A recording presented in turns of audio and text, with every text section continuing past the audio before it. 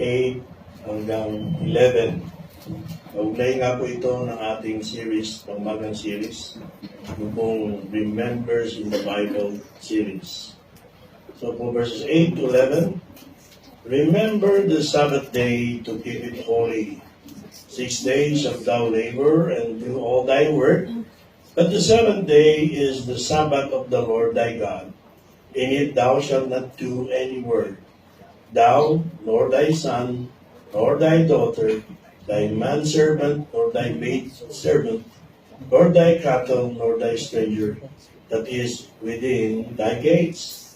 For in 6 days the Lord made heaven and earth, the sea and all that in them is, and rested the seventh day. Wherefore the Lord blessed the Sabbath day and hallowed it. Ay po ay manalangin. So ngayon po ang ating pong pamagat ng ating pong mensahe ay Remember the Sabbath. As part of our Remembers in the Bible series. At ikatulo po ito. Ito po ating binasa ay naintindihan naman ng marami, ng lahat. Ito po yung tinatawag na 10 utos. At dito po sa 10 utos, malimit po ang natitake for granted or taken lightly ay ito pong ika-4 na utos at siyang ating paksa ngayon, no? Yung remember the Sabbath day to keep it holy. Ito malimit po yung natitake lightly and taken for granted. In fact, sa isang banda, pakalilimihin natin, kumpara natin yung pag na-violate mo ito, kumpara dun sa ang binviolate mo yung huwag kang papatay, umatay ka, huwag kang magnanakaw, nagnakaw ka, at huwag kang nangalunya ka. Yung mga violations na yun, kumpara natin sa hindi ka lang sumamba, hindi mo lang inalalang sabat, may tuturing mga na pale in comparison, no? In comparison. Pero napansin niyo ba na sa 10 utos, ang pinakamahaba ay ito ika-4 na utos. Pinakamahaba ito. At bakit mahaba? Sabagat ito po ay nakaka-apekto. Unang-una, i-receive na 10 utos ay ang Israel. It affected Israel's life on a daily basis. Hindi isang araw lang, ha? Kundi isang linggo, 7 araw, isang linggo. Araw-araw, apektado ang buhay ng Israel sa utos na ito. Sabi kasi dito, 6 na araw magtatrabaho ka. Gagawin mo lahat ng iyong gawa, 6 na araw. So, at ang 7 araw ay ilalaan sa Panginoon. Ito ay Sabbath of the Lord thy God. Huwag ka magtatrabaho doon. Ang anak mo, ang anak mo lalaki, anak mo babae, ang iyong mga alipin, ang iyong mga lingkod, pati mga alagang hayop, kahit yung bisita, ay pinipigilan na gumawa. So, kontra dito sa akala na iba, isang araw lang pinag-uusapan dito sa ika-4 na utos, at yung araw ng Sabat, hindi. Buong sanglinggo pinag-uusapan dito. Yung 6 na araw ng paggawa, at ang pangingiri ng isang araw para sa Panginoon. It covered every day of the Jewish lives bilang original recipient ng 10 utos. So this commandment was not just about 1 day a week. It was about 7 days. And this was probably the final commandment on tablet number 1. Kung nahati po ang 10 utos sa 2 tapyas na bato, okay? At kung hindi kasama yung 5th commandment, yung galang mo yung ama at ina, so ito yung utos na may pangako. Dun sa first tablet, kung i-confine na talagang para sa Diyos lang yung utos, ito yung final na utos patungkol sa ating relasyon sa Diyos. Dahil yung 6 ay may connection sa ating relasyon sa ating kapwa-tao. So ito po ay kabilang at final sa tablet number 1. Ayan, ironically, every time ang Israel ay magbabackslide, ang unang-unang utos na binabiolate nila ay ito.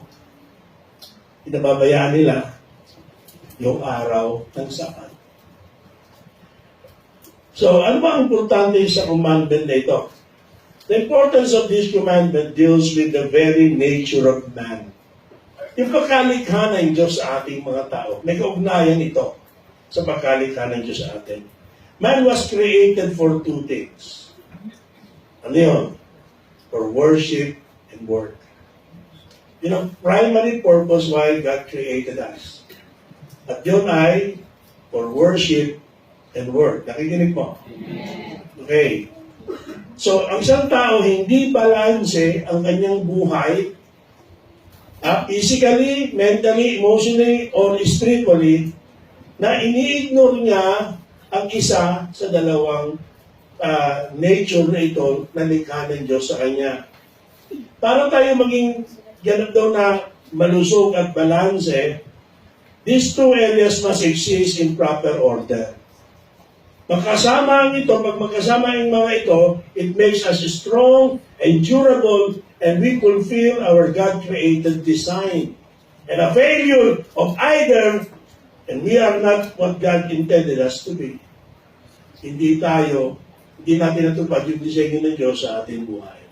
Alam nyo, pagkatapos po ng destruction ng Hurricane Andrew, isang TV crew po ang nakapansin sa isang bahay na hindi man lang naapektuhan nung nasabing bagyo. Samantalang lahat ng bahay sa paligid niya ay mga wasak. Mga wasak. Pero isang bahay ang nasa perfect shape. Kaya pinuntahan nila ito at in-interview yung may-ari ng bahay at tinanong bakit lahat ng bahay dito ay nasira, naapektuhan, hindi man totally nawasak, pero yung bahay niya hindi naapektuhan. Ang sagot ng may-ari ng bahay ay tinayo nila yung bahay, hindi katulad ng ibang mga bahay sa paligid niya, tinayo niya ito exactly according to the building codes of Florida. Kung ano yung building codes ng kanilang bayan, ng kanilang state.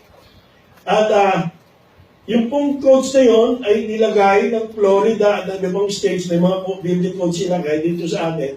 Kaya yun ang nilagay nilang codes kasi yun ang kanilang pinag-aralan at yun ang bibigay garantiya pag sinunod mo yun, kahit may bagyo gaya nito, hindi ka maapektuhan. So obviously, yung mga kapitbahay, hindi sinunod, nagtipid. Yung nagawa ng bahay, nagtipid ng konti, hindi sinunod ng ayon sa building code. Kaya ganun nangyari sa kanila.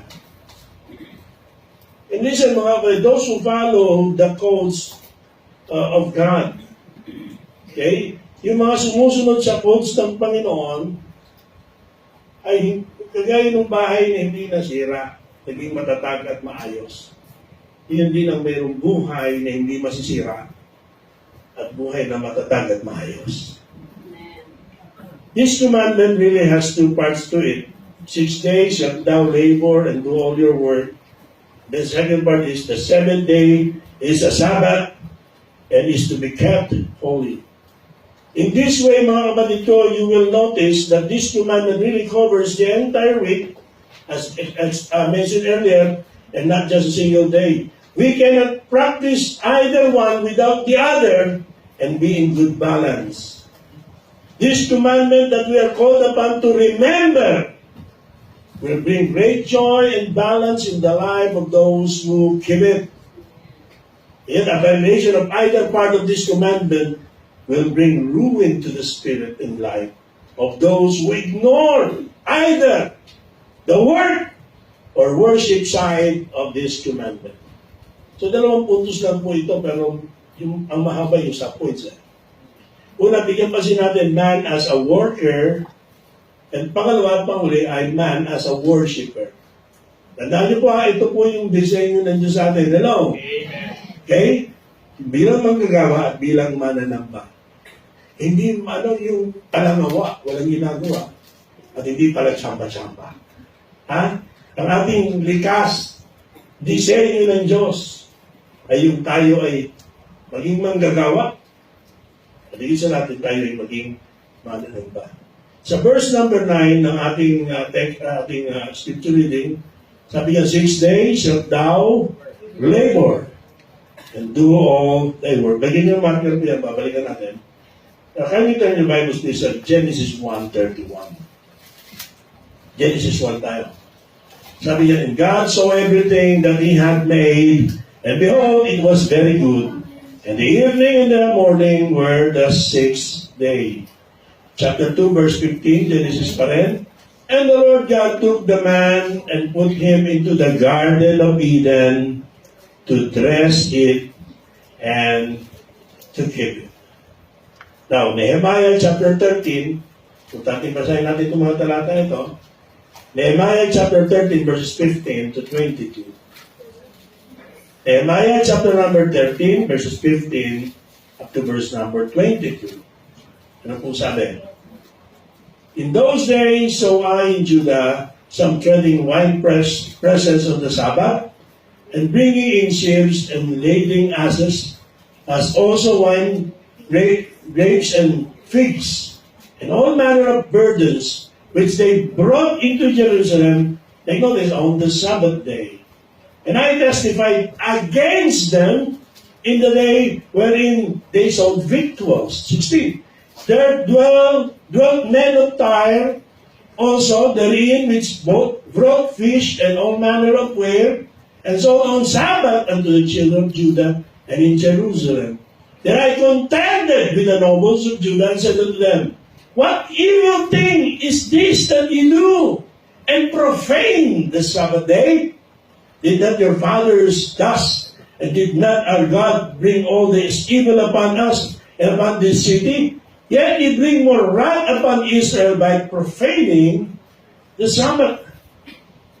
Verse 19.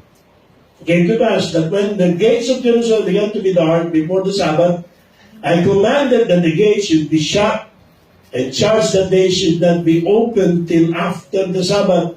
And some of the servants said, I at the gates, that there should no burden be brought in on the Sabbath day. So the merchants and sellers of all kinds of ware lodged without Jerusalem once or twice. The verse number 21, Then I testified against them and said unto them, Why lies you about the wall? If ye do so again, I will lay hands on you from that time forth came they no more on the Sabbath. That's verse 92.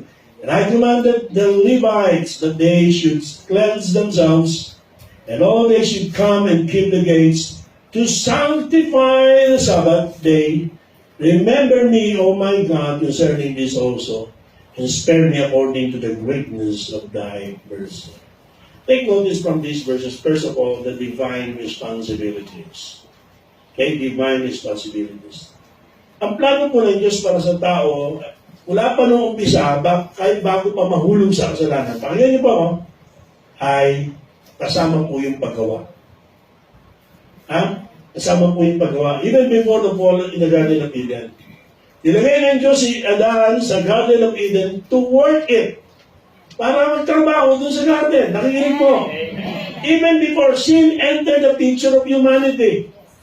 Contrary to common and wrong notion, wrong understanding, na ang pagtatrabaho ay bunga ng kasalanan. Hindi po. Ang pagtatrabaho ay bahagi na ng plano ng Diyos sa tao bago pa mahulog sa kasalanan ang sangkatauhan. Work is an inherent part of our humanity and is very much a part of the foundation of human dignity. This is what our present welfare system misses. Ang dami ngayon sa panahon natin, walang trabaho. Hindi nagtatrabaho, pwede naman magtrabaho. Umaasa sa gobyerno. No? Ang lalaki ng katawan. Umaasa sa iba. Pag ganun po ang tao, hindi niya napupulfill ang disenyo ng Diyos sa kanyang buhay at inaalis niya ng dignidad yung kanyang sarili. At ganyan ang sistema ng ating panahon. It is man's nature to work. Bahagi ng ating kalikasan ang gumawa ang magtrabaho. Ang laziness po ay nagbibigay po ng low self-respect. Yung katamaran, nag-aalis ng dignidad at nag-aalis ng respeto sa isang tao na tamad. Pansinin niyo po yung unique dynamics of the welfare system of the Old Testament. Sa Israel po, yung mga mahihirap, may hirap lang sila, wala silang mga pananim. Anong utos ng Diyos dun sa mga mahihiyamang may pananim? Huwag nilang kukunin lahat yung ani. Ha? Ang gagawin, magtitira sila ng ani. Para kanino yung tinira? Andun sa mga mahihirap. Bakit tinira? Para sa mahirap, bakit hindi kinuha? Itinabi na lang at ibigay sa mahirap. Hindi kasi ganun ang sistema ng Diyos. Sistema ng Diyos, mahirap ka, okay, maganda ang kalooban ng Panginoon, may nilaan sa iyo, pero magtrabaho ka pa rin. Huwag kang umasa sa iba. Hello? Huwag kang umasa. Kundi, agtrabahuhan mo. They were responsible to glean the grains for themselves. Work to regain their dignity. Kahit mahirap ka, kahit bigay lang yan, pinagtrabahuhan mo pa rin. May dignidad pa rin sa iyong buhay. Yun po ang dynamics ng welfare system na binigay ng Diyos sa Old Testament. So this way, provision for the poor was available, but it was also work for them. This gave them the dignity of doing something toward the help they received. Thus, they must work. So, for the really incapacitated, walang kakayanan ng trabaho, anong sabi? Yung kaibigan o kamag-anak, yun ang tutulong para umani para sa kanila. Kagaya nga nang nangyari dito, dahil hindi na matanda na si Naomi, sino po ang gumanap ng pag-ani para sa kanya? Yung kanyang manugang na si Ruth. Okay? Yun wala talagang kakayanan. Yung talagang matanda at mahina na. Pero kailangan pa rin pagtrabahuhan. Hindi pa rin dapat umaasa lang. So, even in the New Testament, ano sabi ng Apostol Pablo sa mga taga-Thessalonica, sa Iglesia ng Thessalonica? Tingnan niyo po. 2 Thessalonians chapter 3, verses 6 hanggang 12. Tingnan niyo, buksan yung Bible niyo. Now we command you, brethren, in the name of our Lord Jesus Christ, that ye withdraw yourselves from every brother that walketh disorderly, and not after the tradition which ye receive of us. For yourselves know how ye ought to follow us, for we behave not ourselves disorderly among you. Neither did we eat any man's bread for naught, but wrought with labor and travail night and day, that we might not be chargeable to any of you. Not because we have that power, but to make ourselves an example unto you to follow us. For even when we were with you, this we command you, that if any would not work, neither should neither should he eat. For we hear that there are some which walk among you disorderly, working not at all, but all busybodies. Now them that are such we command and exhort by our Lord Jesus Christ, that with quietness they work and eat their own bread. So, even in the New Testament, as the Apostle Paul wrote to the Thessalonians, sa church dito, kailangan sila ay magtrabaho. Di yung kay mga hindi na nagtrabaho, umasa na lang sa tulong iba. Kailangan magtrabaho. Kung ayaw magtrabaho, huwag kakain. Hello? Ayaw sa ba? So spirituality includes work if we are capable of it. Nakakalungkot kasi yung mga tao, they have crazy ideas of being spiritual, masyadong spiritual, na sinasabi na just let God do it mentality. Meron silang just let God do it mentality. Ngayon isang magsasaka, nakaupo lang doon sa kanyang veranda. Na isang stranger ang lumapit sa kanya at kinusta siya, how's things? Sabi niya, kumusta? Sabi ng farmer, tolerable. Tapos kinuwento niya, 2 linggo na nakakaraan, may isang tornado na dumating at binaksak at naputol yung mga puno nito. So, plano ko pa naman talagang putulin sila, hindi na ako nahirapan. Pinutol na ng tornado para panggatong pagdating ng winter. Tapos last week lang, merong lightning na tumama at yung aking planong sunugin ng mga damo sa aking bukid ay nasunog. Tapos, sabi sa kanya ng stranger, that's remarkable. Anong ginagawa mo ngayon? Sabi ng farmer, naghihintay ako ng earthquake para ligligin ang lupa at lumabas yung mga patatas na tanim ko. Just let God do it. Sabi ng Panginoon, hindi niya binabayaan ang maya, di ba? Pero hindi niya binabaksak ang uod sa pugad ng maya. Ang maya kailangan lumipad at maghanap ng pagkain. Huwag tayong umasa lang sa Diyos at hindi tayo gagawa. Kasi disenyo ng Diyos na tayo gumawa. At ang hindi gumagawa, huwag kumain. That's divine responsibilities. Utos yan. Hindi yan suggestion. Yan ay responsibilidad na kasama sa 10 utos. Gumawa 6 na araw.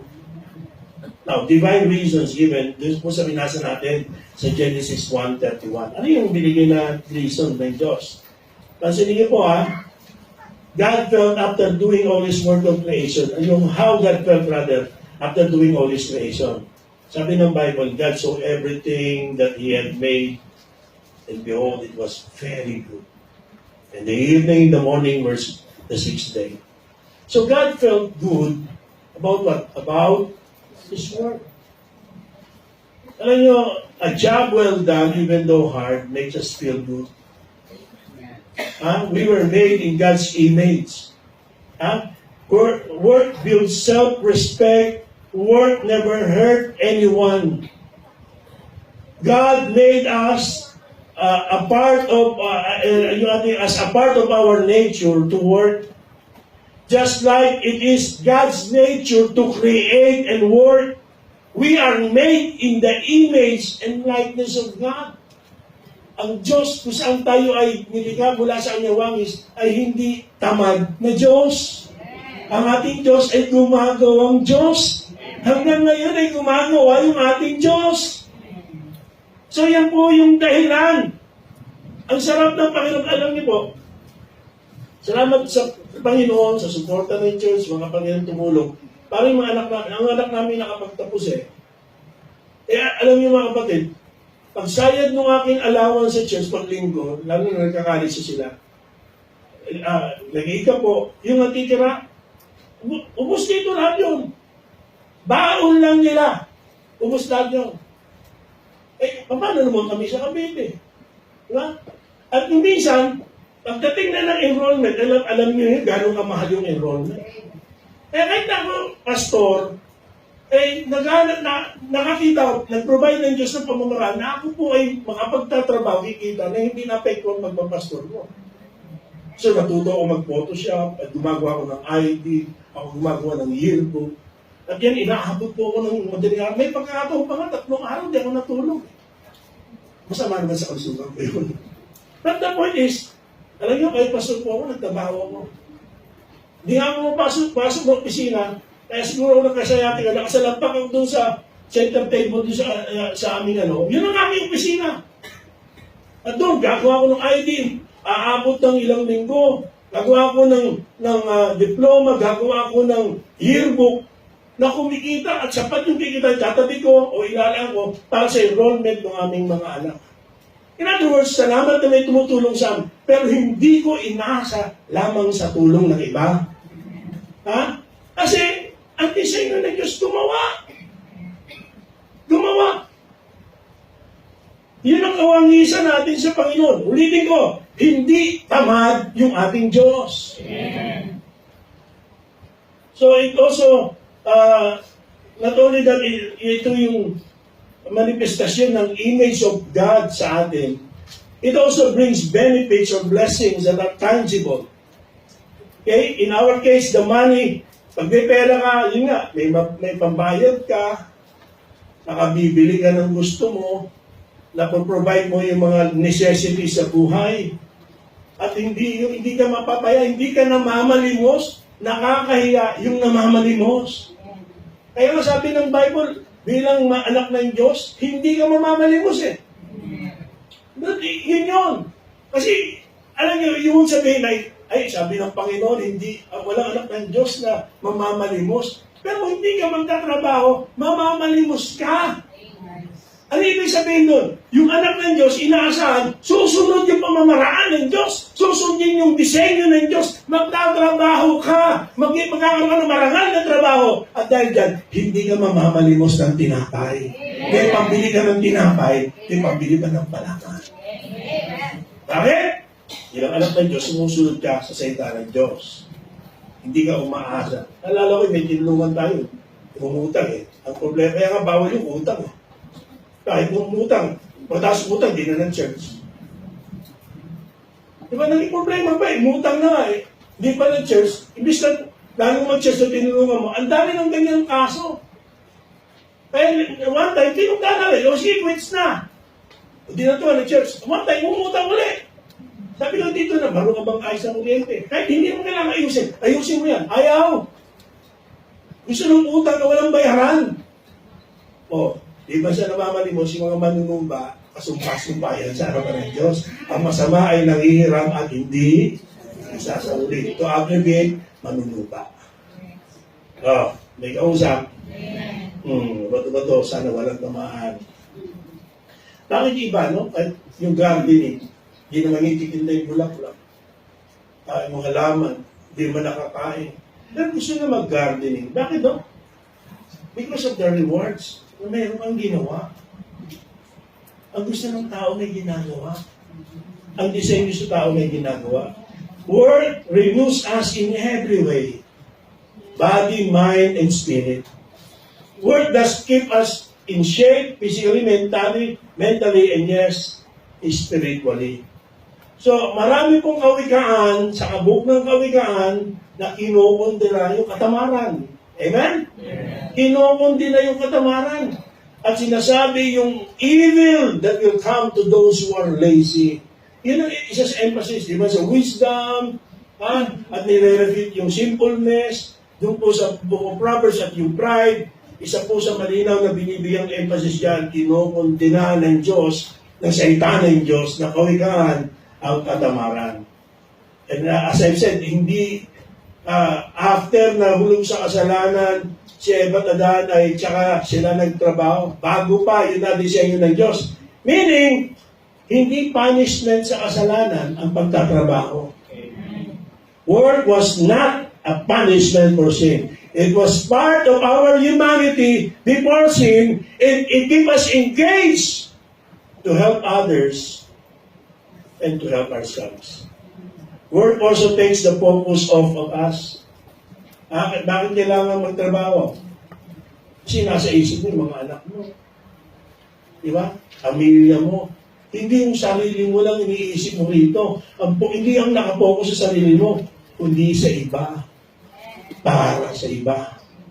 Hello? Amen. So ito po yung unang dalawa, divine responsibilities, divine reasons. At doon po sa Nehemiah, binasa natin Nehemiah, hindi po maabuksan ulit. At nakita natin dyan yung discipline and reward ng paggawa. The discipline and reward ng paggawa. Our fallen nature, ito po ang problema. Ito talaga ang problema na mahulog tayo sa kasalanan. Ulitin ko, ang paggawa, ang pagtatrabaho, hindi parusa ng kasalanan. Pero, meron pong naging epekto yung pagkahulog sa kasalanan ng tao. Dalawa po yung naging epekto. Dalawa po yung naging masamang dulot ng pagkahulog sa kasalanan. Ano po yun? Una, katamaran. Hello? Yung katamaran, epekto ng pagkahulog sa kasalanan. Pangalawa, overwork. Yan. Yung sobra naman sa trabaho, pag-abuso naman. No? Yan po ay distortion of God's design sa ating nature na kung saan bahagi ngayon mag-work. Ito po, tinayo po, kaya sabi dyan, 6 na araw! Thou do all your work. So this fights against laziness and overwork. Laban ito sa katamaran, kailangan kang gumawa. Pero 6 na araw lang. Laban din yan sa overwork. Hello? Nakuha niyo? And studies have proven that those who work 7 days a week are not as productive as those who work less. Yung hindi nagtatrabaho na maayos, hindi productive yan, pero pareho lang yan, nagsobra sa pagtrabaho, yung overworking, pareho lang yan, hindi productive. Proven yan ng pag-aaral. Kaya nga, ang Diyos sa kanyang katalinuhan ay ginawa yung Sabbath. The Sabbath was not made for God. It was made for us. Para sa atin. And work requires discipline.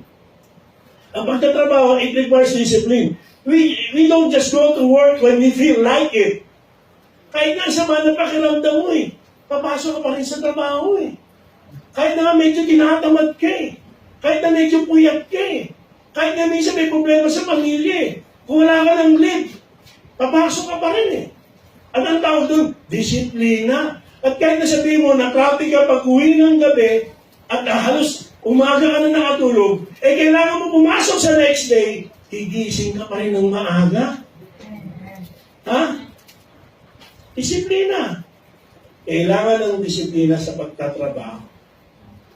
Pakinggan nyo na ito. The same dynamics that make us good workers, make us good worshipers. It doesn't just happen. It requires our input and discipline. Kung paano nagdidisiplina ka para hindi ka malate, hindi ka umabsent sa trabaho, magumpana mo yung pagtatrabaho mo, ano man yung nangyari bago yung araw ng pagtatrabaho, ano man nararamdaman mo, dapat meron din ganung disiplina pagdating sa araw ng pagsamba. Pinaghahandaan yung pagsamba, pinagsisikapan yung pagsamba, pinaninindigan, at hindi pinababayaan ang pagsamba. Kung puro ang trabaho, tapos apekto ang pagsamba mo, hindi balanse ang buhay mo. Hindi natutupad ang disenyo ng Diyos sa iyong buhay, sa iyong kalikasan. Kaya hindi tama, trabaho ka ng trabaho, hindi ka sumasamba. Hindi rin tama na sumasamba ka, hindi ka naman nagtatrabaho. Ang kakumpletuhan at pagtupad dun sa utos na mali, pinababayaan, at hindi naintindihan ng iba, hindi lang yung remember the day of Sabbath, sinabi ron, 6 na araw, kailangan kang gumawa. At kung sa paggawa, ulitin ko, kailangan ng disiplina. Sa pagsamba, kailangan din ng disiplina. Amen. There are rewards to those who work just as there are rewards to those who obey the Sabbath principle and worship. Kung may blessing, pag nagtatrabaho ka, meron pakinabang, pag nagtatrabaho ka at masipag ka, huwag mong kakalimutan, meron din pakinabang sa pagsamba. Amen. Hindi maaaring wala. Si Nehemiah, ang daming trabaho, di ba? Ang dami, kailangan nilang magtrabaho. Pero napansin niya, na yung Israel, kagaya ng maraming Amerikano, sa Amerika, at dito sa Pilipinas na rin ngayon, puro trabaho. Na pati yung Sabbath, inignore nila. Naintindihan yung binasa nyo kanina? Amen. Pati Sabbath. Kaya nagalit si Nehemiah. Nagalit siya. Umabot sa puntong binalaan niya iba. At sinara niya yung gate. At yung mga nagtangkapang di ba? May palusot pa. Nagsabihan nga. Ano yung sinasabi sa atin sa lahat ng ito? Kasi mga kapatid, intindihan po ni Nehemiah that God's blessing would not come to Israel if they broke God's word. So this was not just a personal thing with him. He was calling them to be disciplined so they might receive the rewards of faithfulness which are considerable with God. Mga kapatid, alam nyo, hindi mo kayo sumamba, tuloy pa rin naman kami sa pagsamba alam nyo, yung pinagsasabi sa'yo, na huwag mong pabayaan ng pagsamba, para sa'yo yun Para sa'yo yun. Alam nyo bakit? Hindi kasi magpapalain ng Panginoon At ito nakakatakot dyan, kung itinadahilan mo ang trabaho mo, pwede alisin ng Diyos yan. At kung talaga dinadahilan mo, ako mismo pag may pray ko, mawalang kasana ng trabaho. Bakit? Napaka-unfair mo sa Diyos, binigyan ka ng trabaho. Ang daming tao naghahanap ng trabaho. Pero ikaw binigyan ka ng trabaho. May trabaho ka, pinagpalit mo sa Diyos yan. Mawalang kasana ng trabaho. Salamat ka sa Panginoon, may kakayanan ka magtrabaho. Ibang gusto magtrabaho, pero walang kakayanan. Pero pinagmamayabang mo yan, I'm so sorry, may titang imprecatory prayer. And I'm not yet at that point. The time will come. Kung yun lang ang paraan para ikaw umayos, mawalan ka na kayo ng trabaho. Kasi marami na akong nakita nung nagkasakit, bumalik sa Diyos. Marami ka na nakita nung walang trabaho na church. Sabi nga, di ba ni Pastor, yung ginawa kong poster, Pastor Hilete, nung wala pang trabaho, hingi ng panalangin. Yung magkatrabaho na, puro na paumanhin. Hindi na nananalangin, hindi na nag-church, puro paumanhin na. Marami ng dahilan. O sige, yan pala dahilan, o wala ka sana ng trabaho. Diba, yabang ng prodigal son, tinalikuran niya yung tatay niya. Eh, may pera siya eh. O nung wala ng pera, nangyari, bumalik siya, nawala yabang niya, kahit alipin lang o pwede na. Huwag na natin hintayin kung ganun tayo. Hello? Set your priorities high. It is good that you work. Pero hindi ka na Diyos para mag-work lang. Isa sa importanteng disenyo ng Diyos at pagliligtas ng Diyos, Kristiyano tayo, is to worship God. Huwag mong pabayaan ang pagtatrabaho. Huwag yung ipagkamali pag bumabatikos tayo ng tungkol sa trabaho na pinababayaan ng pagsamba. Hindi yung trabaho pinag-i-issue natin dito. Ang issue pinababayaan yung pagsamba. Dahil kung pagtatrabaho pag-usapan, una, hindi naman kita kayang buhay, kailangan mong trabaho. Pero pinag-usapan natin nakakalungkot na yung trabaho ka na, binbless na ni Lord, naglipat ang pag-ibig mo to sa blessing kaysa kay Lord na nag-bless sa'yo. Yan ay mali. So, kung meron pong disiplina sa trabaho na pinaghahandaan mo bago pa pumasok, pinagninindigan mo kahit na anong nararamdaman mo, kahit anong daming gawain sa bahay, kahit anong hirap magbiyahe, kahit gabi ka na nakauwi, pinaninindigan mo, ganun din dapat na disiplina meron tayo sa ating pagsamba. Kalimutan ko na nga pala yung palawang puntos na binabanggit natin. So, merong pagsamba mga kapatid. Kagaya ng tula, o si Timothy Mix, ano yung tula? Tula ng humorist na si Ogden Nash. Sabi niya, if you don't want to work, ganito to, if you don't want to work, you have to work. If you don't want to work, you have to work to earn money so that you won't have to work. Ha? May tama, ba? May tama. Kung ayaw mo magtrabaho ka. At pag marami ka ng pera, hindi ka na magtatrabaho. O di ba? Magtrabaho ka. Kung ayaw magtrabaho. Okay. Pangalawa, man as a worshiper. Tapos yung agad pala to. Pero alam namin natin sa ikarapay. Okay, yung Exodus. Isa-isa natin mga verses natin. Yung Exodus 20, verse 8, tapos 10 to 11. Ano yung emphasis dyan? Remember, hindi pa the Sabbath day to keep it holy. Chapter 10 to 11. But the seventh day is the Sabbath of the Lord thy God. In it thou shalt not do any work, thou nor thy son, nor thy daughter, thy manservant, nor thy maidservant, nor thy cattle, nor thy stranger that is within thy gates. For in 6 days the Lord made heaven and earth, the sea, and all that in them is, and rested the seventh day. Wherefore the Lord blessed the Sabbath day and hallowed it. Sa Isaiah 58 tayo. Isaiah 58 naman tayo dito. Verses 13 to 14. Isaiah 58, verses 13 to 14. Ano sabi?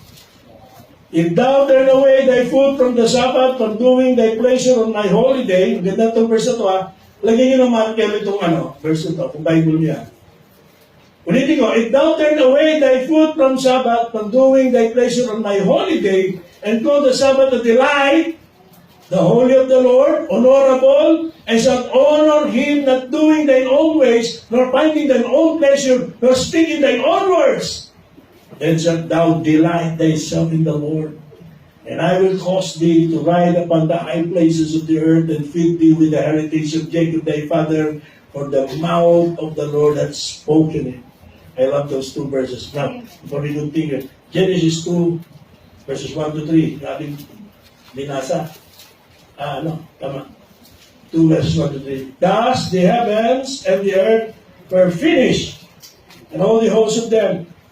And on the seventh day God ended his work which he had made, and he rested on the seventh day from all his work which he had made. And God blessed the seventh day and sanctified it, because that in it he had rested from all his work which God created and made.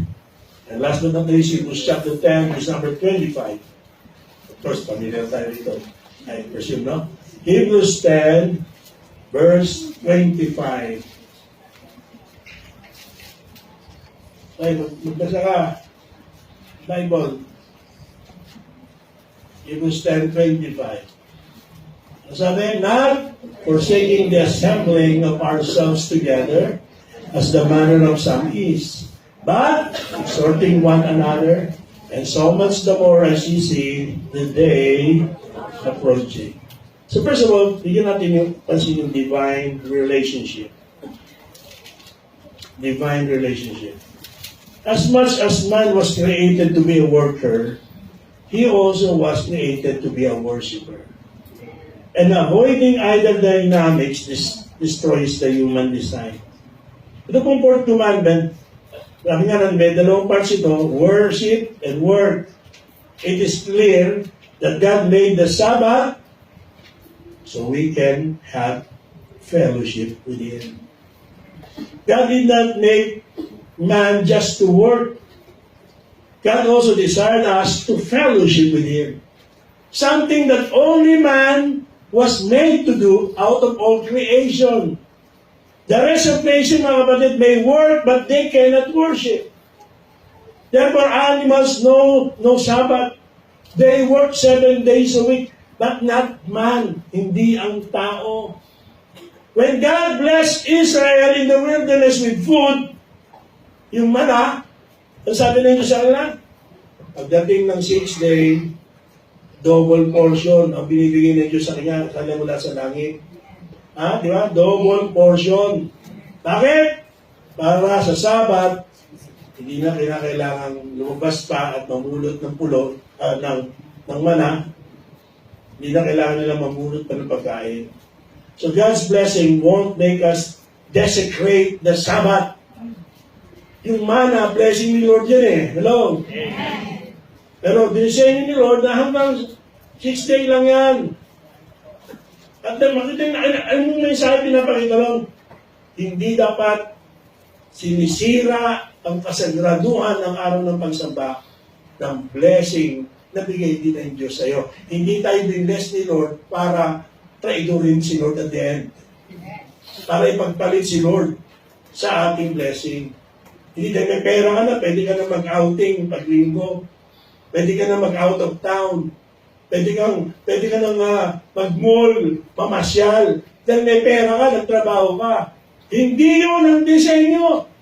Dahil may pera ka, meron ka ng internet, meron ka ng TV, pwede kang nasa bahay lang. Listen, God's blessings should not make us desecrate the Sabbath. Amen. Work alone will never bring fulfillment, mga kapatid. Marami pong workaholics, hindi naman na-satisfied ang buhay. Worship can bring joy and fulfillment. Yung po sinabi nung sa Isaiah, binasa natin. Yung mga hindi pinababayaan yung araw ng Sabat, na ito hindi pinagpapalit sa anupaman. Sabi po ron, in-specify ng Diyos doon sa Isaiah 13 and 14, that we can find joy in the Lord. If we don't violate the Sabbath principle, pinagit pa, they will also ride on the heights of the land and to feast on the inheritance of their forefathers. So listen, fellowship with God builds us up. Ang pagsamba, it does not tear us down. Nire-rebuke tayo, pero hindi para masakin tayo, kundi para buuin tayo. Pag nakikinig ka ng preaching, tinatamaan ka, sinasansala kasalanan mo, kasalanan ng sino pa man, hindi po ang layunin niya, wasakin ka. Ang layunin niya, itama tayo. Amen. Ang pagsamba po ay bumubuo, hindi po nangwawasak. Ang hindi pagsamba, ang wawasak sa iyong buhay. Amen. Ang pagsamba, it makes us more fit for work.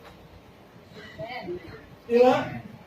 Kaya yun, nakita mo, responsable pala dapat ang pagsamba. Bilang isang manggagawa, ikaw ay isang ulirang manggagawa. Mas magiging fit ka for work. Magiging blessing ka doon sa trabaho, magiging example ka doon sa iba. It makes us more fit for work kung tayo po ay di nagpapabaya sa ating pagsamba. So worship prepares us to be good workers. Worship prepares us to be good workers. At higit sa lahat, God desires our fellowship. No? Kaya naman ang Diyos na wala tayo eh. God doesn't need us, but God, sa kanyang goodness, He desires our fellowship. And you know what? Ang totoo, we need yung fellowship with God. We need it desperately. Kailangan natin ng Diyos. Kailangan natin ng fellowship sa Diyos. Kailangan natin sa buhay.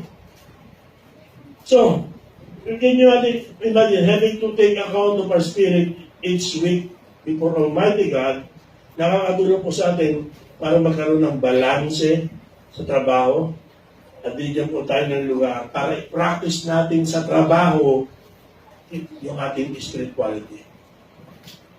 At yung pagsamba, ano yung sa pagsamba? Ba't tinatawag ko pastor? Iniiwasan ko, sinisikaw, hindi ko sinasabi, membro ko, diakono ko, church. Hindi ako ganun eh. Bakit? Kasi pag sinabi ko ganun, hiniwalay ko ang sarili ko sa church, eh member din ako ng church. Member din ako ng church. Ano pinaputos ko rito? Ang pagsamba po ay nagdudulot ng equality sa atin. Nakikinig? Bata o matanda, pare-parang pwedeng sumamba. Trabahador o amo, pare-pareho yung pagsamba. Nabasa niyo ba yung talata? Yung alipin mo, na lalaki, alipin na babae, pare-parehong sasamba. Sa harapan ng Diyos, walang alipin yan. Sa pagsamba sa Diyos, pantay-pantay ang lahat. Amen. Kaya huwag pababayaan pagsamba. Diba? Dito nagkakaroon tayo ng pagkakapantay-pantay. Hindi pinag-uusapan dito na mas matalino ka, mas mayaman ka. Hindi ganoon. Iisa lang ang kategorya natin dito, mananamba. Ang pagkakaiba lang, kung may sumatsamba. At ang hinahanap ng Diyos, tunay na mananamba. Bata ka man, katulad itong si Justin, kung nakikinig talaga ito, o ito si Andre, kung di nagpe-pray, bago matulog, o kahit na scar, kung di nagigame, totoong sumasamba, tinatanggap ng Diyos yan. Katulad ng pastor na katulad ko. Amen. Dahil sa pagsamba, pantay-pantay tayo sa harapan ng Diyos. Amen. Walang babae, walang lalaki yan, walang alipin. May ipin o wala. Parang gift. And the fellowship with God will also build up the body of Christ. It will build up tayo individually. It will keep us. Alam niyo yung story, di ba? Yung sa member sa Amerika, hindi na nag-church. So, dinalaw ng pastor. Nagkataon na malamig na yung panahon, kaya merong fireplace ron. Nakita ng pastor, pinapasok siya. At hindi nagsita yung pastor nung pumasok. Ginawa niya ito, ginawa niya yung isang uling. Nagbabagang uling niya sa fireplace. Hiniwalay niya sa paningin nangyari nung hiniwalay niya. At maya-maya nakita niya, namatay, mamamatay. Nahihiwalay sa ibang mga uling, hiniwalay doon sa apoy, doon sa mga gato, namatay. Maya-maya, ginawa uli ng pastor, hindi nagsasayla, ginawa uli yung uling niya, inipit, ilagay doon sa mga nagbabaga, at maya-maya nagbaga uli. Sabi nung, buti matalinig member, hindi lahat ng member matalinig. Sabi nung member, pastor, nakuha ko ng mensahe. Mag-church na ako sa linggo. Hindi pag-church, nagpapalamig sa iyong buhay mananambala. Amen. So, importante po yung pagsamba. Hindi tayo ginawang robot ng Diyos. He wants us to have fellowship, a relationship with Him, as well as with others. At ang Sabbath gives us the opportunity on a regular basis. Now, don't forget na, ang Sabbath natin, hindi Sabado. Diba? First day of the week tayo sumasamba. Dapat naintindihan na po natin yan. Okay? Yung impact po ng pagsamba would be powerful kung susundin po natin, at kung hindi naman, powerful negatively rin pag hindi mo sinunod ang utos ng Diyos sa pagsamba. So ito po yung divine relationship.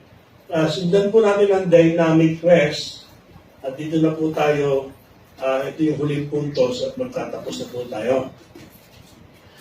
Ito po yung nasa verse 10, 11 ng Exodus. As yung Hebrews 10:25 at Genesis 2:1-3, binasan natin din ang lahat. And to preserve yung time, and due to time constraint, din natin mababasa ulit. Pero ito po yan, God's point in all this was for man to enjoy rest. To enjoy rest, kapahingahan. But this rest was not just physical in nature. It meant refreshing his entire being. Refreshing his entire being. Okay? So dito, nakita po natin, it also allowed for the Israelites to be able to rest as a society, for once it's weak, they were all equal, kaya binanggit ko, in God's eyes, and each others, they were all worshippers. Kaya nandiyan yung son, yung daughter, yung manservant, yung maidservant, all Israel. Yung susundin nila yan. Employer and employee, slave or master, on the day of Sabbath, as they gather together to worship God, lahat pantay-pantay. Mayaman o mahirap, pantay-pantay. And no man-made system has ever recreated this equality. Yung komunismo, hindi naman natupad yan eh. Yung sabi nga, communism, pantay-pantay. Tinan yung mga leader yung mayaman. Tinan nyo siya, si Season, sarap ng buhay. Ano ginagawa ng mga pinapaniwala niya? Yun, naghihirap ang buhay, nasa bundok, nagtatago. Siya, sarap ng buhay ka ron, sikong bansa. Kaya kahit komunismo, na parang ganyan ang prinsipyo sinasabi, pero hindi naman natutupad. Ito, bago pa komunismo, ito ang layunin ng Diyos, ang pagkakapantay-pantay natin pagdating po sa Panginoon at sa gawain. At magkakapantay pa rin. Ito po yung kagandahan ng church. Maaaring we are different in different strata in society, but here we are all brothers and sisters in Christ. Amen. Society would enjoy the rest as well as the individuals. This would teach Israel, no, primarily, yung compassion and balance in treating one another as equals. One day a week, they carry no labels except God's people. Kahit yung nature, di ba, na-experience yan, kaya may bata sila. Yung mga hayop, hindi pagtatrabahuin. Kaya kahit na ang hayop hindi naman sasamba, makapagpapahinga. Yung lupa rin, makapagpapahinga sa pagbubungkal ng hayop. Pati ang kalikasan nakikinabang sa araw ng Sabat. Kung ang kumpanya nyo ay makina pinapairal at walang trabaho ng linggo, napapahinga yung makina. Kung driver ka, linggo-linggo ikay driver, isang linggo ikay driver, libre Sunday, yung sasakyan mo napapahinga. Nakuha niyo ba? Amen. Yung sasakyan napapahinga. At dito masarap magpahinga. Naka-aircon eh. Huwag mo lang abusuhin. Natulog ka pa. Nakapanood ng ang halik. Ang dating dito, ang hilik. Delikado yan. Okay. So the idea of rest is also found sa Genesis 2:1-3. Pinless ng Diyos yung seventh day, rested from all his labors and made it holy because on it, he rested. So interestingly, mga kapatid, concerning the seventh day, it never says, and the evening and the morning were the seventh day. Pansinin niyo sa Bible niyo. Yung everyday, no, from first day to the sixth day, and the evening, and the... Pero sa seventh day, walang gano'n. Bakit kaya? Okay? Ito po yan. The only day where the praise is missing, ibig sabihin, no end to the Sabbath rest. It means no end to the Sabbath rest. Meaning rest, this rest was meant to be eternal. Hindi lamang po pang isang araw ang kapahingahan at refreshment and fulfillment na hatid ng pagsamba sa Diyos. Hindi, kaya wala yung, di ba, nagtapos ang araw at ang gabi. Hindi. Kasi ang disenyo ng Diyos sa kapahingahan, kung saan ang kapahingahan, pakinggan nyo, importante ito, nothing ay wala iba kundi ang Panginoong Kristo. Amen. Takatid ng Panginoong Kristo, kapahingahan at fulfillment sa ating buhay ay walang hanggan. Walang katulad. Lalo pang nagdidiin ng dahilan na hindi dapat pabayaan ang araw ng pagsamba. The Sabbath renews us physically, mentally, and spiritually. What a wonderful rest. Kung hindi ka sumamba, nasa bahay nga lang, nakaroon ka ng kapahingahan lang ng iyong katawan. Hindi mo nakapta ng kapahingahan at refreshment ng iyong kaluluwa, ng iyong espiritu. Sa pagsamba, nakaupo ka lang naman yan, nakakapagod ba? Hindi naman eh. Naka-aircon pa nga eh. Di ba? Oo. Sa pagsamba, napapahinga ka rin dahil hindi ka nagtatrabaho. Kung umawit naman, tumayo man, hindi naman nakakapagod din yan eh. Choir, hindi naman nakakapagod yan eh. Especially kung ina-enjoy mo. Amen. Ha? Hindi nakakapagod yan. Anong puntos yan? Hindi ka lang kapahinga physical. Nagkakaroon ka ng kapahinga mental. Nakakalimutan mo mga problema mo eh. Hindi tayo yung lululunin ko sa alak, yung aking problema. Hindi pwede yan. Marunong lumangoy ang problema kaya hindi malulunod yan. Pero sa salita ng Diyos, hindi lang malilimutan, mapapawi yan, mako-comfort ka. Magkakaroon ka ng kalakasan spiritual. What a wonderful rest! It gives us the chance to hear God by becoming still and quiet and resting in Christ's word to save us. Nung panahon po na wala pang mga refrigerator, ang ginagawa pala nila ay may mga bahay silang nilalagyan nila ng mga yelo. Okay? At doon nila nilalagay yung mga gusto nila i-preserve ng mga pagkain. Nilalagyan po nila ang mga bahay na ito, yung yelo, ng mga, ang tawag doon yung pinaglagarian, usot. At yung mga ano ng ipa ng palay. Ngayon, sa isang pagkakataon, isang lalaki ang nahulog yung kanyang relos doon sa bahay yelo. At lahat na ginawa nila para hanapin yung nahulog na relos, natapunan, may mga sodas, di ba? May mga kusot, hindi nila makita. Isang bata, nakaisip, isang bata, suggest, ako po, makuha ko po yan. Pero kailangan umalis po kayo. Pinaalis niya lahat. Siya lang nandoon. Kaya pinalis. Gusto niya ng tahimik. Dahil tahimik, narinig niya yung tunog ng relos. At nakuha niya yung relos. Maingay ang mundo eh. Kaya kung nagagalit ang pag-isimbahan, ang ingay mong iba eh. Bakit? Ito yung panahon na manahimik. Lalo pag may preaching manahimik, para marinig mo ang pagkilos ng Diyos sa iyong buhay. Para marinig mo sa ita ng Diyos. Listen, itong ginagawa ng pagsamba, it allows us the chance to be still and know that He is God. It is in this sense that we hurt ourselves so severely when we ignore God's Sabbath call. Ikaw din ang nawawalan. Ikaw din ang nasasaktan pag hindi ka nanindigan at naging tapat sa pagsamba. So bilang konklusyon, ang tanong natin, how truly rested are you, kapatid? How truly rested are you? Kung mong gayahin yung matanda na napansin ng pastor, laging nag-church, di uma-absent. Kaya one time, sinabi ng pastor sa kanya, "Uy, Nay, puti lagi kayo nag-church." Sabi niya, dito lang po makapagpapahinga ng maayos sa Diyos. Natutulog kasi dahil aircon. I'm not asking about that. How truly rested are you? Physically, mentally, and most especially, spiritually. Do you remember? Do you faithfully keep the Sabbath? Do you faithfully worship God? I can tell Na hindi lahat gano'n. May God use this message para maintindihan na importante yung pagsamba. Amen. Importante yung pagsamba. Saan to say, di ba? Pag nag-backslide ang Israel, ang unang-unang binabay nila, Sabbath. Maraming Kristyano, ganun din. Backslider ka pag pinababayaan mo sa Sabbath. Ito sa ita ng Diyos, mga kapatid. Bigla kayo.